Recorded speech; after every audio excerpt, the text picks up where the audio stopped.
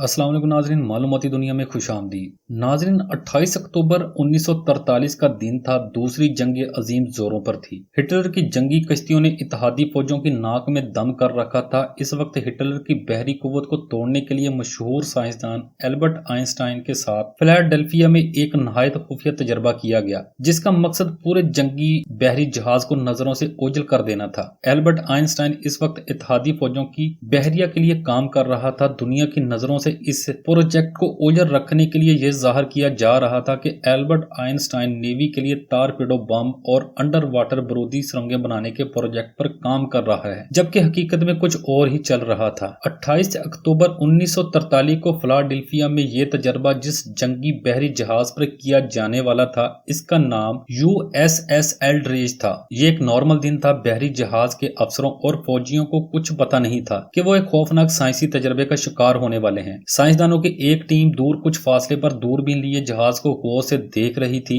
तजर्बे का आगाज होता है। जहाज के चारों तरफ से बड़ी बड़ी इलेक्ट्रिक मशीनों के जरिए मखसूस फ्रीक्वेंसी पर ताकतवर मकनातीसी लहरें फेंकी जाती हैं और रोशनी का एक जमका होता है और जहाज गायब हो जाता है। तजर्बे से मुंसलिक तमाम साइंसदान खुशी से उछल पड़ते हैं, लेकिन इनकी खुशी ज्यादा देर बरकरार नहीं रहती, क्योंकि जहाज गायब तो कर दिया, लेकिन जहाज को वापस मंजरेआम पर लाने के लिए जो साइंसी प्रोटोकॉल तरतीब दिया गया था वो काम नहीं कर रहा था। 10 मिनट बाद जहाज खुद ब खुद जाहिर होता है, लेकिन जहाज पर मौजूद इंसानों की हालत नहायत काबिल रहम थी। आधे से ज्यादा लोग जल चुके थे। चंद लोग ऐसे भी थे जो जहाज के स्टील में जिंदा दफन हो चुके थे और बाकी बच जाने वाले कुछ लोग पागल हो चुके थे। इस प्रोजेक्ट को फौरी तौर पर टॉप सीक्रेट करार देकर बंद कर दिया गया और तमाम वो रिकॉर्ड मिटा दिया गया जिसके मुताबिक ये पता चलता कि अमेरिकी बहरी जहाज अल्ड्रिज कभी फिलाडेल्फिया आया या इस पर कोई तजर्बा किया गया। इस साइंसी तजर्बे का शिकार होने वाले लवाहिकीन से यही कहा गया कि ये जहाज जंग के दौरान तबाह हो गया और इसमें मौजूद तमाम लोग हलाक हो गए। ये राज हमेशा राज ही रहता अगर इस तजर्बे के बरसों बाद में अल बलीक नामी साइंसदान जो इस तजर्बे से मुंसलिक था वो अपनी जबान ना खोलता। हमारा मकसद सिर्फ जहाज को नजरों से ओझल करना नहीं था, बल्कि एल्बर्ट आइंस्टाइन ताकतवर मकनातीसी लहरों के जरिए टाइम एंड स्पेस में जबरदस्त बगाड़ पैदा करके टाइम मशीन बनाने में तजर्बा कर रहा था। इस तजर्बे का दूसरा एनी शाहद कार्लस एलेंड्रे था, जो कि इस डेक पर मुलाजम था जिधर यह तजर्बा होना था। अगरचे अमेरिका में आज तक इस वाक़े पर कोई तहकीकी कमीशन कायम नहीं हो सका, USS एल्ड्रिज और इसके अमले को बिना बताए एक गैर इंसानी साइंसी तजर्बे का शिकार क्यों बनाया गया। लेकिन आज इतने बरस गुजरने के बाद इस तजर्बे से जुड़े बहुत से लोग हैं जो होशरबा तफसीलात बताते हैं। आज अगर इंटरनेट पर फिलाडेल्फिया एक्सपेरिमेंट लिखकर सर्च करें तो इसकी तमाम तफसीलात आसानी से मिल जाएंगी। इस वक्त बहरहाल हमारा मौजू ये है कि अगर आइंस्टाइन टाइम मशीन बनाने का तजर्बा कर रहा था तो क्या ऐसा मुमकिन है कि साइंसी तौर पर ऐसी मशीन आजाद कर ली जाए जिसके जरिए हम माजी या मुस्तकबिल में जा सकें। इस सवाल के जवाब में आइंस्टाइन की वो मशहूर मसावात आपके सामने रखते हैं जिसमें E=mc कहा जाता है, जिसके मुताबिक जब कोई जिस्म रोशनी की रफ्तार हासिल कर लेता है तो वक्त इसके लिए रुकना शुरू हो जाता है। 1991 में अमेरिका में ही होने वाली एक साइंसी तहकीक में कहा गया कि साइंस की एक शाख क्वांटम के मुताबिक टाइम मशीन बनाना मुमकिन है। कैम्ब्रिज यूनिवर्सिटी के प्रोफेसर डॉक्टर ल्यूक बुचर का कहना है कि अगर हम टाइम एंड स्पेस में एक वर्म होल पैदा करने में कामयाब हो जाते हैं तो इसके जरिए माजी या मुस्तकबिल में जाया जा सकता है। इस बात को सादा जबान में यूं समझ लें कि जो वक्त गुजर रहा है या गुजर चुका है या मुस्तकबिल में आएगा, इसे टाइम एंड स्पेस कहा जाता है। अब वर्म होल क्या है? ये वो टनल है जो टाइम एंड स्पेस में मकनातीसी लहरों के जरिए गड़बड़ पैदा करके वजूद में आती है। इसको मजीद सादा जबान में यूं समझ लें कि आप कागज के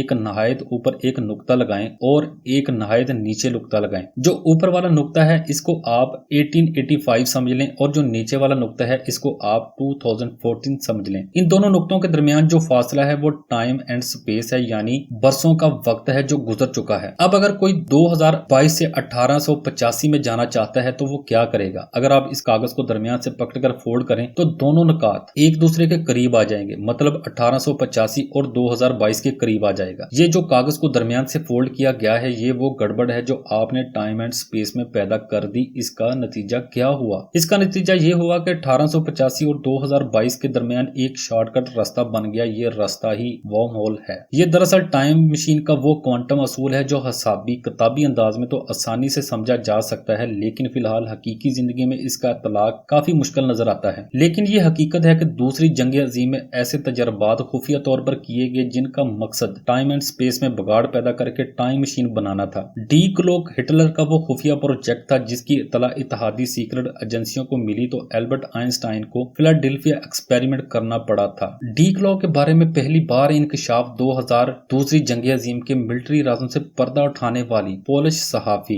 एगोर और बादजान निकुक ने किया। आज अगर इंटरनेट पर डी क्लॉक लिखकर सर्च करें तो इसके बारे में काफी तफसीलात मंजर पर आ जाती हैं। कहा जाता है कि डी क्लॉक का मकसद नाजी फौजों को किसी भी यूनिट के गिर्द ऐसा एनर्जी बबल पैदा करना था जो टाइम एंड स्पेस को खराब कर दे और नाजी फौजी चंद घंटे आगे मुस्तकबिल या चंद घंटे पीछे माजी में जा सके। डी क्लॉक के लिए किसी खुफिया मकाम पर जेर जमीन बहुत बड़ी टनल बनाई गई थी जिसमें हिटलर के खुफिया साइंसदान दिन रात इस पर काम करते थे। इनका मकसद डी क्लॉक के जरिए 100 मिलियन वाट बिजली का ऐसा मकनातीसी बबल पैदा करना था जो टाइम एंड स्पेस में मतलूबा गड़बड़ पैदा कर सके। कहा जाता है कि ये मशीन अभी तकमील के मरहल में थी कि इत्तेहादी फौजों ने जर्मनी का मुहासरा कर लिया। हिटलर को शिकस्त होती है मगर भरपूर तलाश के बावजूद हिटलर की गिरफ्तारी अमल में नहीं लाई जाती और न ही इसकी लाश मिलती है। जिस खुफिया मकाम पर डी क्लॉक को बनाया जा रहा था वो मकाम तलाश कर लिया जाता है मगर डी क्लॉक गायब होती है और वहाँ टूटी हुई मशीनों और साइंसदानों की गली सड़ी लाशों के सिवा कुछ नहीं होता। इस वाक़े के 20 साल बाद दिसंबर 1965 में अमेरिकी रियासत पेंसिल्वेनिया में आसमान से आग में लिपटी एक मशीन एक वीरान इलाके में गिरती है। आज भी अगर इंटरनेट से इस वक्त के पेंसिल्वेनिया के दिसंबर 1965 के लोकल अखबारात निकालें तो इस पर पुरसरार हादसे की खबरें मिल जाएंगी। यानी शाहिदीन इस मशीन का जो हुलिया बताते हैं वो बिल्कुल डी क्लॉक से मिलता जुलता था। इनके मुताबिक इसमें एक जली हुई लाश भी निकली थी। इस वाक़े के कुछ देर बाद CIA ने इस इलाके को अपने घेरे में ले लिया और मशीन के टुकड़े और जली हुई लाशें ट्रक में लाद कर ले गए। हैरत अंगेज तौर पर इस वाक़े को भी टॉप सीक्रेट करार देकर इसके बारे में कोई तफसील मंजरे आम पर नहीं आने दी गई। लेकिन कड़ियों से कड़ियां मिलाने वाले सहाफियों का कहना है कि ये